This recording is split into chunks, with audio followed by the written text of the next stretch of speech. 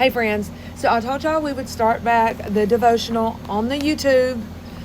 We normally read different books, but you all have shown so much interest in my devotional. I thought we could start out with that and we could read it together. If you don't have it, it's on Amazon, Crystal Harper Williamson.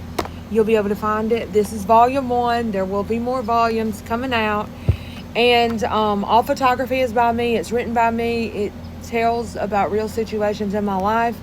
And I just thought we could go and start with day 1 and go through this thing together if you want to. So if you're new to the book, let me tell you what to expect. What to expect in the book. This book was written to meet you in the ordinary moments of life. The quiet, the messy, the overwhelming, the beautiful, the overthinking. That's where this book was written, in those moments of my life. So you'll have daily devotionals. There's 25 daily devotionals, and then we have a weekend devotional, end of the week devotional. There was a reflection space for you to make notes. There's a bonus section, all original photography by me, and you have the freedom to go at your own pace. So take a deep breath, grab your favorite pen, and let's go. This is where this book started. This is me when I thought life was over, when actually life was just beginning. There was growth, there was a pause, there was clarity, and then there was that moment. So if you're going through it, I promise it's going to get better. I'm going to read this to you. This is like my introduction to the book, where it began, and then we'll start day 1 of the devotional. I didn't sit down to write this book with everything perfectly in place. Actually, it was the opposite. Life had grown messy, loud, confusing, and honestly, I didn't even realize how much I had let the world take up space in my heart until it was gone. One by one, the things that used to bring me comfort started falling away. Relationships shifted, distractions dissolved, the spotlight dimmed. It felt like a loss at first. It felt like being forgotten. But that's when I heard him. In the stillness, in the quiet, in the ordinary. He didn't ask me to build a platform. He didn't ask me to sit with him. He didn't ask me to have it all together. He asked me to be still, long enough to notice he was already working. This book wasn't born out of perfect conditions. It was born out of pruning. God stripped away what was unnecessary so I could finally see what was sacred. In that sacred space, I wrote. Not because I had the time, but because I had nothing left but time and a whisper I couldn't ignore. So if you're in that space right now, the waiting, the stripping, the quiet, I hope you know it's not punishment. It might just be preparation. Let the pruning make space. He's still speaking, even here. So, before you begin, let me first say how glad I am that you are here. This is volume 1 of Whispers in the Ordinary. A first step in what I pray will be an ongoing series of devotionals to walk with you in different seasons of life. This devotional was written with you in mind, not to give you a list of rules to follow, but to walk beside you as you learn to notice God in the middle of your ordinary days. Inside, you'll find 25 devotionals and several weekly check-ins. Think of devotionals as your daily bread. Little pieces of truth and encouragement. The check-ins are your space to pause, breathe, and reflect on what God has been stirring in your heart. Some days you'll be reading, some days you'll be writing, and some days you may simply sit in silence with Him. That's okay. This is a journey of grace, not perfection. You don't have to rush. Take one day at a time. If you miss a day, just pick up where you left off. God isn't counting your pages. He's holding your heart. My prayer is that you move through these pages, you begin to see the extraordinary ways God whispers in the middle of your ordinary. He's right here, right where you are, and He delights in meeting you. With love, Crystal. I wrote those pages before I started day 1. So, let me just take this moment to say, if you have any questions or comments, you can put them here. We'll address those tomorrow on day 2. And that's how we can carry every day going forward. I don't know if you have a prayer or a prayer request or just a comment or whatever. leave them. We'll address them tomorrow. And that can be a way for us to interact and talk. I can also upload this to my podcast. Is like an extra little mini series every day if you guys would like. If you want to listen to it in your car or while you get ready or whatever, that's fine too. We can do that. So are you ready for day one? So the cool thing about reading this book with you all online is I'll give you a little behind the scenes, I guess you could say. I'll tell you a little bit more of my mindset when I wrote that day instead of you just reading it on your own. But the first day is titled Day One. You don't have to have it all figured out to start walking. This was when I started writing this devotional, this was a brand new devotional. I have journals that I've wrote for years, and I was too afraid to publish them. I felt like I wasn't good enough. I felt like I wasn't a good enough writer. I didn't know where to begin, but I was sitting on my back porch at the old house. My marriage was falling apart. A woman had uploaded screenshots to the internet of them talking. I felt embarrassed. I felt humiliated. Other stuff was going on. It was just not a good spot. And I didn't know what to do. One of the women essentially tried to blackmail me and say, if you don't pay me, I'm going to release all this stuff to the public. I'll ruin your reputation. I'll ruin your social media presence. Like, I'll show the world your marriage is not perfect, blah, blah, blah. I told her, I was like, go ahead and release it. I'm not paying you anything. And she did. And it was a lot that went on for months. So many people making videos, so many people talking about it. It was terrible. And then after the individual realized that I was not going to pay her, she started to report on my social media sites. My main Facebook page got taken down. My old podcast page got taken down. My Instagram was reported. Just my old website, Lid's shirt website, was reported and taken down. So I felt like everything I had worked hard for had been stripped away. And I didn't understand it because, I'm like, I've already felt like I've been through so much. At the time, my ex, and we had already been through so much. Like, he had been sick. I thought he was going to die. We worked to get him better in the hospital. Then the house flooded. And then it was just one thing after the other. And I was like, God, what am I doing wrong? Because I feel like I just keep going through so much hell and turmoil. What am I doing wrong? I thought I was planting good seeds, and I feel like I'm doing nothing but sowing a bad harvest. I didn't know at that time so many things were going on behind the scenes that I never even knew about. And the last thing I wanted to do was bring anything to the internet. I didn't want anyone to know about my troubles at home. I didn't want anyone to know that my marriage was falling apart. I didn't want anyone to know how depressed I was, how broken I was, how sad I was. I didn't want anyone to know any of that, but unfortunately other people brought it to the internet first, so I had to speak out on it. And that's when I said, look, this is going on. These women are going after my platforms, my social media, my businesses. They are trying to retaliate because they can't blackmail me. I know there's screenshots. I know there's live videos. I know people are making subscriptions saying, if you subscribe to my page, I'll release these text messages between, him and her. I know all of this is going on. I have a lawyer working on it. I'm doing things criminally to do a cease and desist. And that was a lot of things that went on in my life from January till, some of it's still going on. Like, example, just last week, people were making TikTok videos about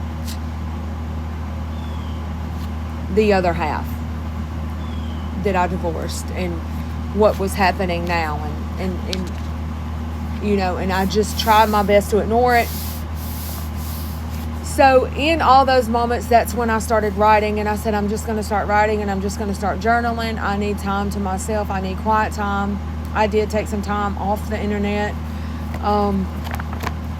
And I wrote this book, and not only this book, 3 more devotionals. And it's very vulnerable. So that's just the backstory of it. So let's get started with day 1. So day 1, you don't have to have it all figured out to start walking. And in that moment, I had nothing figured out. I had no idea why my life was taking a turn. I felt ashamed. I felt embarrassed. I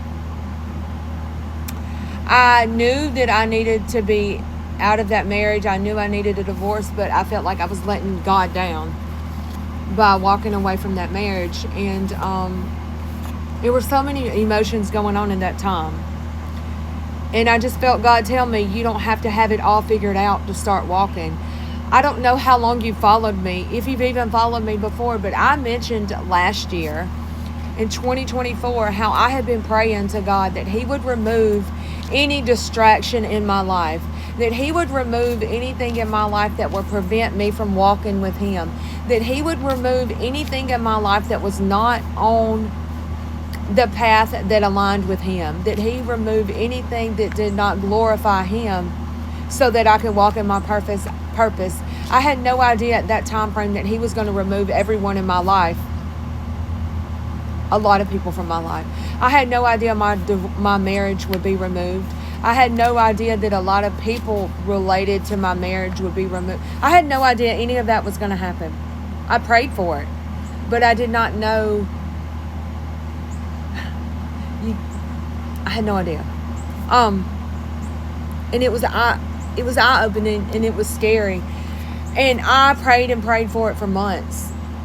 Because life the past 2 years has been very, very hard.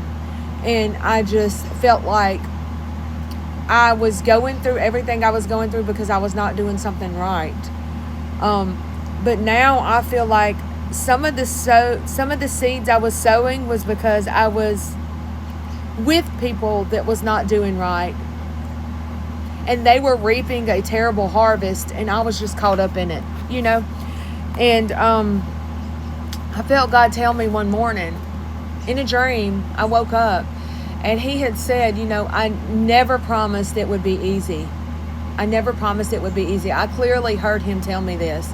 And I made a social media video, and I said, I don't know who God wants me to tell this to, but I feel like He's telling this for me to tell y'all that God never promised for it to be easy. He just promised never to leave us.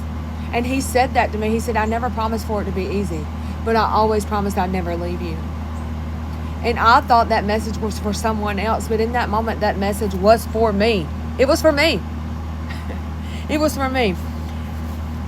So I had all those things in my mind when I started writing this book. So the whisper I felt that day 1 was, you don't have to have it all figured out to start walking. And I was on my back porch looking at all of my animals and looking at everything I've built and looking at everything of my life for the past 12 years. Like, this is all ending and something new is beginning, and we are starting over somewhere.